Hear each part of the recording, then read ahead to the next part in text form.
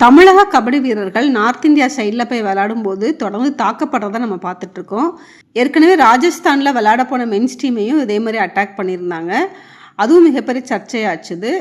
இப்போ பஞ்சாபில் விளையாட போன நம்மளோட பெண்கள் அணி அதே ஆல் இண்டியா யூனிவர்சிட்டி டீமில் ஒட்டன்சத்திரன் டீமை தாக்கியிருக்காங்க. எப்படி அடிக்கிறாங்க பாருங்கள். எங்கள் பெண்கள் சின்ன பொண்ணுங்கன்னு கூட உங்களுக்கு தெரியாதா? அந்த பொண்ணுங்க உங்களை என்ன பண்ணிட போகிறாங்க? ஒரு பாயிண்ட்டை கேட்குறாங்க, அது சரியாக தப்பான்னு சொல்லுங்கள். இப்போ அவங்க கேட்குறது சரியாக தப்பாங்கிறத கோச்சிட்ட பேசுங்க, அவ்வளோதானே. அதுக்கு எதுக்கு நீங்கள் பெண்களை அடிக்கிறீங்க? எந்த வீரர்களையும் உங்களுக்கு அடிக்கிறதுக்கு யார் உரிமை கொடுத்தாங்க? எனக்கு ஒன்றுமே புரியல. வணக்கம் மேடம். பாருங்கள் மேடம், மறுபடியும் இதே தாக்குதல் தான் நடக்குது.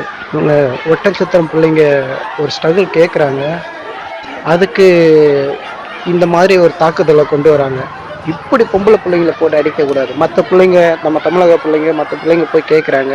கேட்கும்போது என்ன பண்ணுறாங்க, சேர்லாம் எடுத்து அந்த பிள்ளைங்களை பொம்பளை பிள்ளைங்கன்னு பார்க்காம அவ்வளோ ஒரு வன்மையான தாக்குதல் பண்ணுறாங்க. கடுமையான அடி மேடம்.